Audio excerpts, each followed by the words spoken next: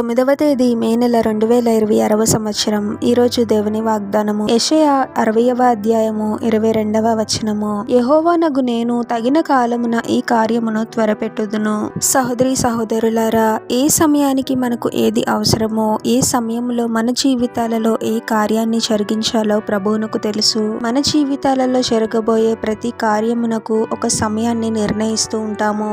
అనుకున్న విధంగా జరిగితే సంతోషంగా ఉంటాము, కానీ ఆలస్యం అవుతూ ఉంటే మనము బాధపడుతూ ఉంటాము. ఇంకా జరగడం లేదు అని కొంతమంది ప్రార్థనను కూడా ఆపేస్తూ ఉంటారు. వారు అనుకున్నవి జరగలేదు అని విశ్వాసంలో బలహీనపడి ప్రభువునకు దూరమైన వారు కూడా ఎంతో మంది ఉన్నారు. కానీ మనము గ్రహించాల్సిన విషయము, మన ఆలోచనల కంటే ప్రభు ఆలోచనలు, మన ప్రణాళిక కంటే ప్రభు ప్రణాళిక, మనం అనుకున్న సమయం కంటే ప్రభు నిర్ణయించిన సమయము ఎంతో శ్రేష్టమైనది. ప్రభు మన జీవితాలలో ఏదైనా కార్యాన్ని జరిగించాలి అని నిర్ణయిస్తే అది జరగకూడదు అని ఎవరు ఎన్ని ప్రయత్నాలు చేసినప్పటికీ ప్రభు కార్యాన్ని ఎవరు ఆపలేరు. కాబట్టి మనము ప్రభు నిర్ణయించిన సమయం కోసము ఓపికతో విశ్వాసంతో ఎదురు చూడాలి. ఎటువంటి నిరాశను కలిగి ఉండకూడదు, కానీ ఎదురు చూస్తూ ఉన్న సమయంలో ఇంకా బలముగా ప్రార్థిస్తూ ప్రభు పట్ల గొప్ప నిరీక్షణను కలిగి ఉండాలి. దాని గురించి ఆందోళన చెందుతూ బాధపడాల్సిన అవసరం లేదు. తగిన కాలమున ప్రభువే కార్యమును త్వరపెట్టి తప్పకుండా జరిగిస్తాడు.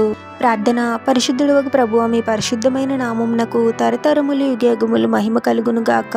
మరొక నూతన దినంలోనికి మమ్మల్ని క్షేమంగా ప్రవేశింపచేసిన దేవా, మీకే స్తోత్రం తండ్రి. మేము అనుకున్నవి అనుకున్న సమయంలో జరగలేదు అని బాధపడి విశ్వాసంలో బలహీనపడే వారముగా మేము ఎప్పుడు ఉండకూడదు ప్రభువా. మా తలంపుల కంటే మీ తలంపులు, మా ప్రణాళికల కంటే మీ ప్రణాళికలు, మేము అనుకున్న సమయం కంటే మీరు నిర్ణయించిన సమయమే శ్రేష్టమైనది అని గ్రహించాలి తండ్రి.